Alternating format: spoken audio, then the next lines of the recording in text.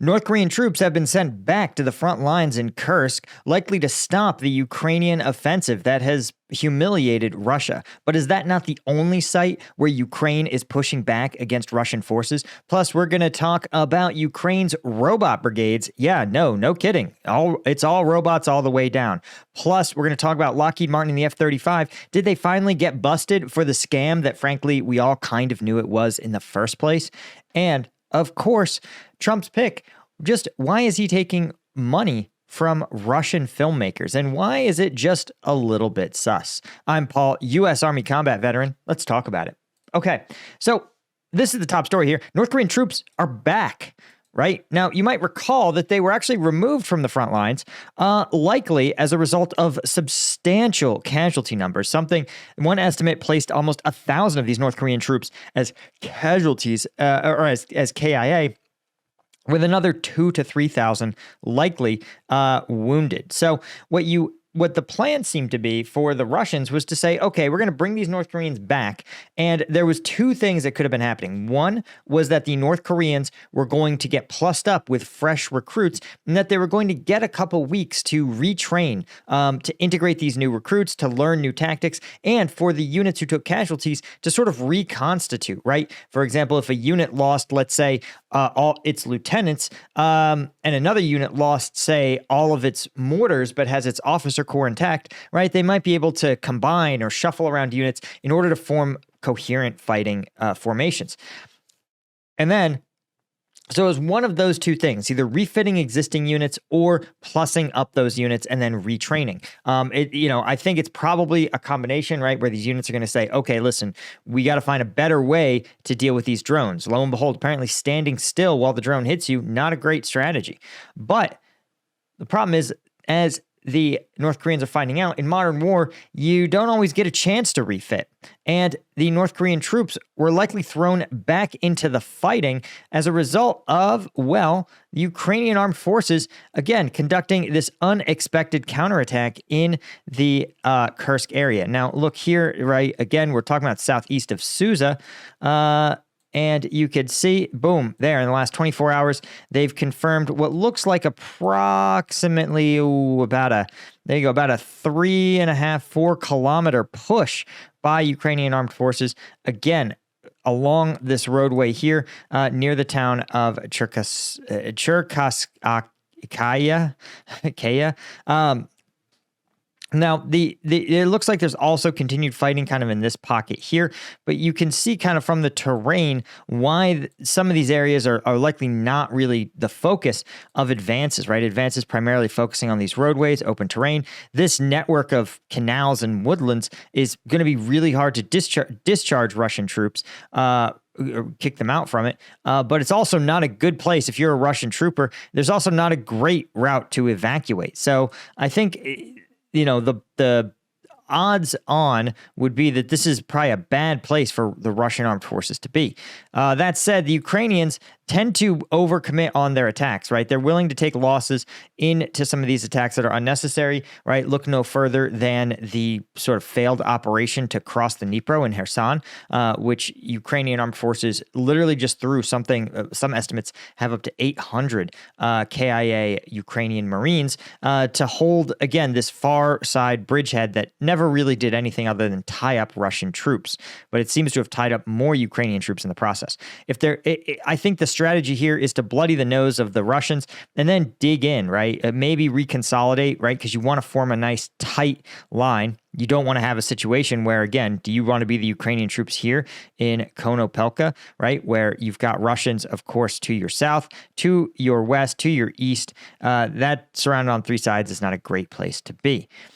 Now, before we talk about Ukraine's other counterattack that's rumored to be happening, I want to mention, of course, if you haven't become a member of combatvetnews.com and supported the channel, what are you even doing, right? One of the things that I get to do here on this channel is that I get to criticize just about everybody, right? Biden White House, Trump White House, Ukrainians, Russians, everybody. I can call balls and strikes as I see them, but I can do that because I don't take money from major media outlets or from governments. Instead, I'm supported primarily by you guys. And Combat Vet News is the way to do it. This is like my version of Patreon. We have tiers, but every tier gets you access to those twice a week combat videos, uncensored stuff. Oftentimes they're videos sent to me straight from the front lines by the units that I linked up with when I went to Ukraine in November. So if you want access to those, totally uncensored stuff YouTube would never let me show you in a million years, you can become any one of these tiers and you'll get access. Of course, if you want access to the Q&As, well, that's for Lieutenant and Colonel tiers. And of course, the Colonel tiers get that by name shout out at the end of videos. So if you're interested, check the link in the description or go to combatvetnews.com. Okay. Now, here's another rumor that I thought was pretty interesting, right? Is that supposedly the Ukrainians have launched another counteroffensive near Pokrovsk. Now, I don't think calling this an offensive. I highly sort of doubt it. I think what this more is about is an attack, right? Two localized attacks looking to squeeze Russian forces that are out on the sort of out over their skis, so to speak, on this salient, right? And again, you can see why. Would you really want to be a Russian trooper in Katlina, right? Where you have Ukrainians to your north, Ukrainians to your east, Ukrainians to your west, and now, based on these two attacks, Ukrainians to your south. And it's a really, really tight situation to be in. And again, it's one of the things that we've talked about earlier on this channel. We literally talked about it, I think, yesterday, was that, you know, the Russians love to tout the fact that they're encircling Pokrovsk, but when you create these large salients, it's actually pretty tough to maintain, right? You cannot have these salients forever, and the active encircling is also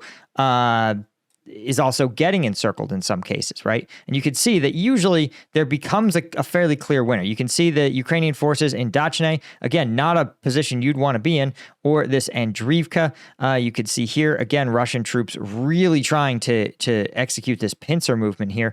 But that means the Ukrainians likely want to affect the same change here to Russian forces in this area here. And you can see why, right? This roadway from Pishchane to Solone is really the road that allows Russia to resupply their troops here.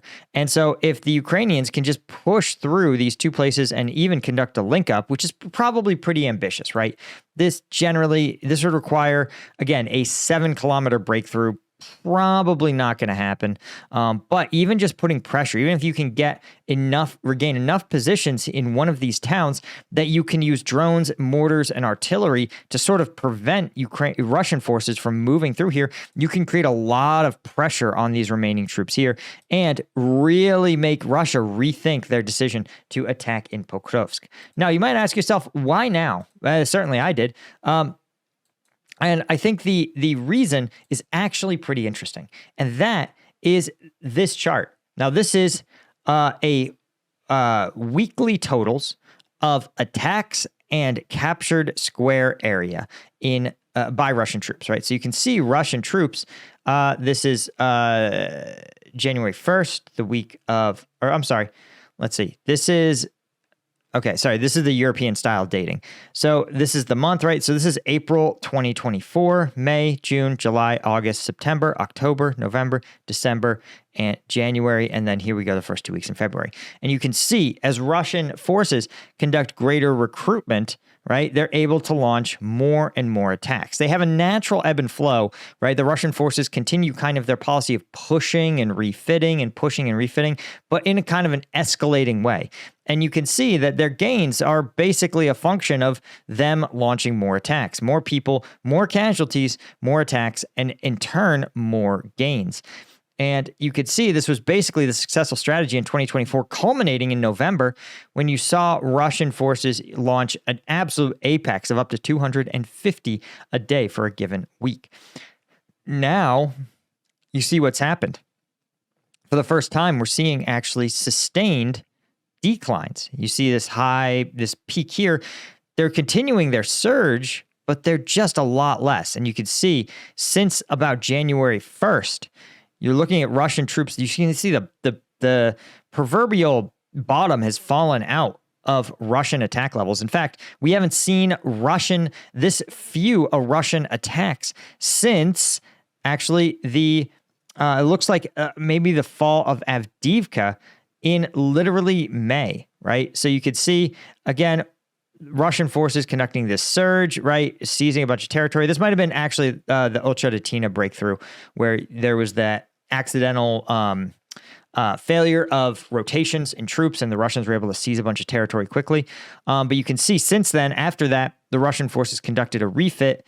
But again, it's been literally 8 months since we've seen this few level of attacks. And it's also been as many months since we've seen this few of Russian gains. The last time Russian forces were advancing at this slow of a crawl, it looks like it was about July of last year.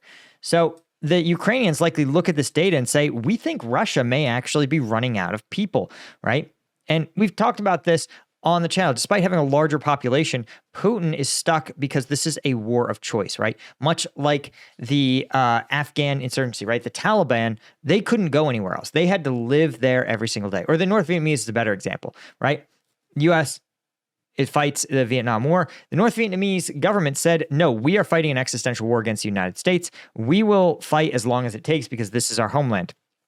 And so while they had fewer people and fewer resources, they were able to mobilize their entire country in their defense. In contrast, the United States, like Russia in this war, was in kind of a war of choice. They were looking to achieve some geopolitical objectives of unclear importance. The United States actually did implement a draft, and that was kind of wildly unpopular, and the draft had a bunch of exceptions, and so they really were never able to fully commit. And that difference in commitment is what Russia and Putin is stuck with, right? Putin can't have a universal draft. It would be too unpopular. And so instead, he finds himself relying on these voluntary recruits who need larger and larger paydays in order to sign up. But at some point, there is no amount of money you will spend to be unalived. I don't know what to tell you. And so the fact is that Russia may have run out of the people willing to sign on to these high casualty, high risk one-way contracts. Now, that doesn't mean that Ukraine doesn't have its own risk profile, but Ukraine is relying on innovation, right? And while both Russia and Ukraine have implemented ground drones, Ukraine has pushed harder to scale this operation up. Ukraine actually now has full-fledged robotic units deployed into frontline brigades, right? And Ukraine has built homegrown unmanned vehicles these are sort of simple and elegant armored vehicles, 4 wheels, and a machine gun, right? You can see here is an RPK with a standard 100, I think it's 100 or 200 round belt, and it just feeds the RPK. RPK has a little camera system here that can see where it shoots. And that's all it takes, right? And it's guided via remote control. This may also be guided via a wire optic, but you can see it's got a little tow hitch. This is a really, really just highly functional tool that we've seen Ukraine refine over years and years, right? It's been about 2 years since we saw the first prototypes, and you can see it's been refined and field tested. And so the result is that, again, you have to think this is a weapon system whose innovation is that it can engage the enemy, but it will not, even if the enemy fires back, a Ukrainian soldier will not lose his life. And that is the game changer of this potential, because Ukraine has a lot of money in terms of aid from the EU and the United States, but you cannot loan soldiers. Well, you can. North Korea has shown that, but generally Western countries don't want to send their own soldiers. And so Ukraine being able to deploy these kind of ground and airborne drones is absolutely essential, right? I'm using the word robot. They're drones. They're ground drones, unmanned ground drones. You can see here they also can conduct limited casualty evacuation. In one case, there is a drone transporting military equipment and injured personnel up to 700 meters across the battlefield. This is huge. This is huge. And again, when I was in Ukraine, we had these conversations with units. I actually talked to a number of drone pilots who said, actually, as much as I fly strike missions, bombing missions against Russian targets, he goes, I do as many or more logistics missions. He said, literally, they'll take packets of ramen noodles, right? And they will wrap them up with water, with 2 water bottles, and stick them as a payload under a drone. And then that drone will fly out and it'll bomb our own positions, dropping food and water for those soldiers. They have to scamper out, get them, and scamper back in, hopefully before Russian drones see them and identify their position. And so the fact that you can now do this same logistics run with, instead of being just a few packets of noodles and a water bottle, you can do a run of, again, imagine if a ground drone can carry, let's say it can carry a person. So you can assume it can carry 140 pounds. The difference is massive. You could do one of those a week, right? You could do it at night. You could do it at times where it's much more convenient. And you only have to leave your position one time, get the goods, and get back inside. The difference is stark, and the potential is massive, massive. Especially because, again, this it's hard to understate how important this robotification of war is, right? In terms of saving manpower, saving lives, and allowing Ukraine to sustain the fight much longer than they otherwise would have. Now, I wanted to talk about two other things. The first is the F-35, right? You guys know that actually Elon Musk and I are in agreement that the F-35 is a deeply problematic vehicle, that because it was conceived 17 years ago, right? 17 years ago, it would have been a game changer on the battlefield. But the Pentagon failed to account for how fast the world changes. Remember, guys, if you were to time warp and talk to someone 17 years ago, right, what would they tell you? They would say, hey, they would have never heard of a smartphone would have been just a new device that kind of tech nerds were using. They'd go, oh, it's that phone with like a camera on it and music. It's like somebody took an MP3 and a camera and put them together, right? And a phone. And you'd be like, well, okay, in 17 years from now, that device is going to summon a car. You're going to plug it into your own car, and it's going to be a GPS and mapping software. It's going to have Facebook. They're going to go, what's a Facebook? And you're going to go, well, there's going to be like 10 Facebooks, and they're going to have like video, and they're going to have crazy people on it. And they'll be like OnlyFans girls, and they'll be like, what's an OnlyFans girl? And you'll be like, I can't explain right now. But you understand that, imagine the person in that world asking them, what do you think the technology of the war of the future is going to be? And they'll be like, oh, well, the fighter jets will be bigger, their bombs will be more potent, and they'll be even stealthier. But in fact, right, just like if you ask them, you'll be like, well, what do you think the GPS units of the future will be? They'll say, oh, well, like my TomTom is this big. I think in the future it'll be like this big.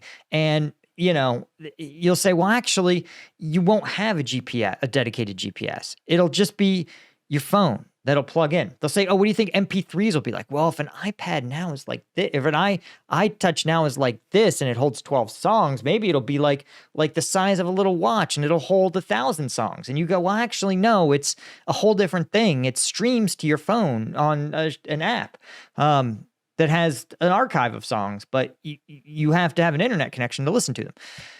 And so this whole conversation is about the F-35, because the F-35 is a better version, is a 2019 fantasy of the future aircraft, a better version of 2009's military. But as we just talked about, the actual military, the actual war of 2025 doesn't have those things, right? Fixed-wing aircraft are far beyond the front lines. They are as far away from the air defenses as possible. But the U.S. military and the U.S. government in general is momentum first. And once they agree to develop a new fighter jet, well, they always do it. And on one hand, you're like, listen, you can't just abandon the F-35. Why? Because it still would be more relevant, right? The F-35 can still beat most Russian air defenses. And the F-35, though, needs to be viewed as a holdover, right? If you make a 6th-generation fighter jet, you're an idiot. That 6th-generation fighter jet should be unmanned and likely have an extreme level of autonomy and be scalable, right? The F-35 just isn't any of those things. But the thing is, it also was a huge scam perpetrated by Lockheed Martin. In fact, Lockheed Martin agreed to pay nearly $30 million, which is, by the way, guys, the equivalent of you being fined about 12 cents to resolve what they called a False Claims Act allegations of defective pricing on contracts. What does that mean? Well, the thing is, Lockheed Martin, here's what happened. Lockheed Martin has a monopoly on, well, making F-35 parts, right? They won the contract. So there's only one company in the universe that makes F-35 parts. And they say, it's us. What does that mean? That means that if the U.S. government's official aircraft is the F-35 and you need those F-35s to run, then Lockheed Martin can presumably charge the government anything they want. It's like if you have a patent on a life-saving medicine. You say, listen, if you want to live, you have to buy our medicine, and we're the only people that make it, so we're going to charge you a gorgillion dollars per dose. And because human beings enjoy living, they're going to likely pay it. But the U.S. government said, no. In the 60s, they said, no. This is not how this works. We're going to create a Truth in Negotiations Act. And that means that the U.S. government has to have the same information that Lockheed Martin does about their pricing and sourcing. So if Lockheed Martin says, listen, we need $3 worth of steel and we need $100 worth of chips, then we go to the U.S. government and say, oh, to buy this part, which is made of steel and chips, we're going to charge you $3,000. The U.S. government says, no, we have to operate from the same information. So you need to provide us with all of your pricing info. And so they provide it, and the U.S. government goes, wait, you're paying $100 for a chip and $3 in steel, or $13 in steel, and you're going to charge us $3,000? No. They say, I think a reasonable rate of about 10%, a cost plus contract, is going to be that you charge us, $126 or $127. And that is how these sides negotiate, right? Lockheed Martin conveniently forgot to tell the government exactly how many what these parts cost. And by the way, this took place 12 years ago. So it inflated the pricing proposals it got, right, from other contractors and failed to provide the F-35's program office accurate, complete, and current cost and pricing data during the negotiations, leading to the award of 5 contracts for the production and sustainment of the F-35. And the LMC had knowledge of suppliers' cost and pricing data Lockheed Martin, that it did not disclose to the JPO, violating the Truth in Negotiations Act. And that, I think, is one of the things that people have said about the F-35. And the question you always are left with, because this is a plea deal that was 10 years in the making. And oftentimes what happens is that the U.S. government, likely because of the administration change, may have said, hey, we're not going to resolve this. I need you to plea it out. And the government may have said, fine, Lockheed Martin, we just give us a win. What win are you willing to give us? Because we've been ordered to wrap this thing up. And Lockheed Martin probably said, yeah, okay, we'll admit to doing it for just this 2-year period, and we don't want any sanctions, and we'll pay you back a little bit of the money that we made. And the U.S. government goes, well, it's better than nothing. They take it and they go. That is the vibe I get from this, right? Again, a 10-year-long process and a comically small fine, like truly. I'd say Lockheed Martin revenues 2024. Let's take a look here. Okay, so for context, Lockheed Martin made $71 billion with a B dollars, and they got fined $30 million. So again, this is literally like a symbolic quarter, like ding, give a man a quarter. That's about what the U.S. government got from this, and that's 10 years of lawsuits, 10 years of lawyers' time. Really, and again, I maintain, well, based on my smell test, based on the cost of the F-35, I suspect, and the scale of it, the scope and scale of the project, I suspect this is not the only instance where this happened. Now, will those things get investigated? Will they be charged by the DOJ? Probably not, but, worth noting. Now, there's one other thing that I think is worth noting, speaking of the Department of Justice, and that is Trump's FBI pick. This is the man to head the FBI named Kash Patel. Now, Kash Patel is a controversial figure. He's super mega turbo pro-Trump, just a really kind of almost sometimes scary pro-Trumper. He made a children's book about King Trump, which is just kind of cringe, honestly. Like, okay, I get it. Like, I never judge somebody for having their favorite politician, but like, let's put on our thinking caps. do you really think that there's any politician who deserves to be like, he's my king? I'm like, nah, dude. Imagine if I was like Nancy Pelosi, she's my queen. Like, I'm not some, you'd have to be a fucking idiot to operate that way. Okay. But Kash Patel does. The problem, though, is not that he's a fanboy. Fine. Everybody loves a little flattery. Is that he has about $5 million invested in the holding company for Shein, the Chinese fast fashion clothing giant, which is pretty weird, right? Because remember, in China, every major company is expected to have the CCP as a primary or large stakeholder, right? Remember, so Shein CCP ownership board. Let's see if we can find the percentage of Shein that's owned by the CCP, right?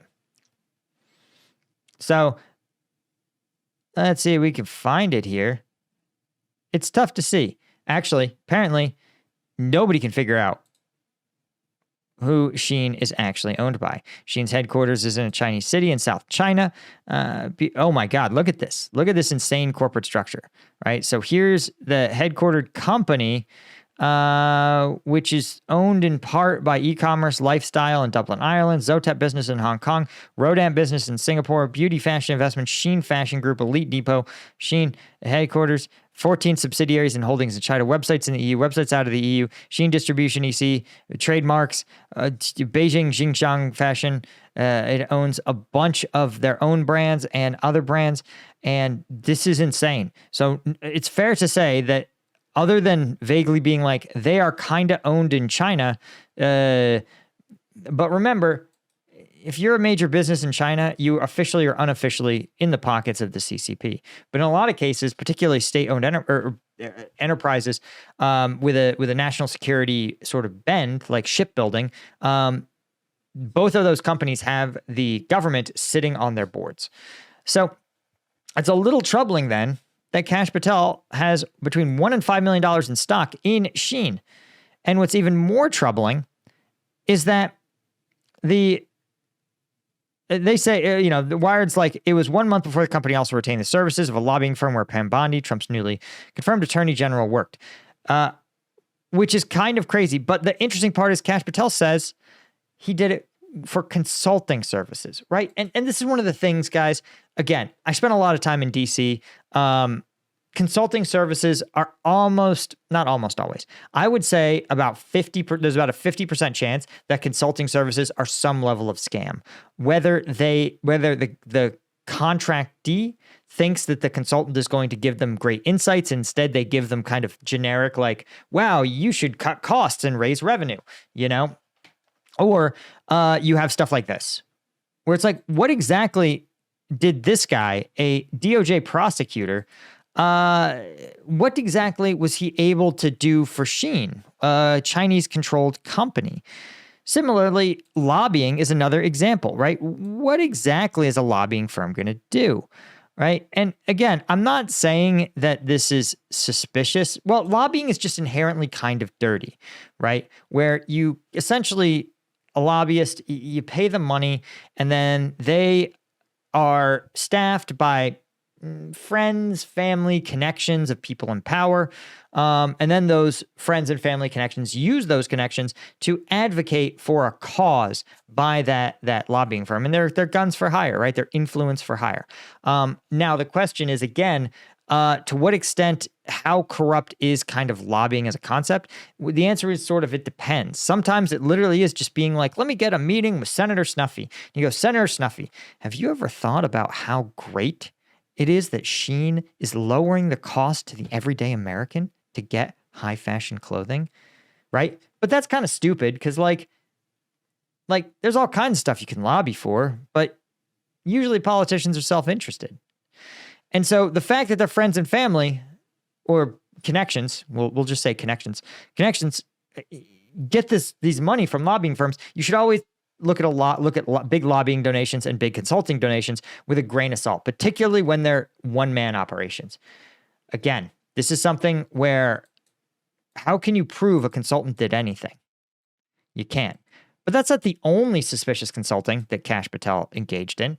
He also got a big check, not relative to his Sheen stock holdings, but, a Russian filmmaker whose other films were pro-Kremlin propaganda. In fact, they were shared by like RT and Sputnik News. He also made a documentary talking about the evil U.S. deep state and how evil the West is, right? And in fact, Patel, some of this filmmaker's previous works got money from a fund literally created by Vladimir Putin. And the series called All the President's Men, The Conspiracy Against Trump, broadcast in November and on the network of old Tucker Carlson, right? In fact, in the documentary, Patel said in a statement he would, quote, shut down the FBI headquarters building and open it up as a museum to the deep state. Of course, this doesn't prove that it's unlikely that the Kremlin, anyway, he was paid $25,000 for appearing in this documentary, which is pretty generous. And if you've never participated in a documentary, and I've done two, you almost never get paid for your participation. That's just not a thing that happens. So the fact is that it's a little suspicious that he got paid. It's a little suspicious that he is, what else do you want me to say? It's suspicious that he's on this documentary and he got paid a very large chunk for a pretty partisan documentary. Now, here's the thing to remember. It doesn't mean that he is a Russian agent, right? Because part of what Russia does, part of its MO, is it doesn't need to plant its own agents. America's a big country, and thanks to one of our best assets is our free speech and free ideas. That means that there's a huge range of the things Americans believe.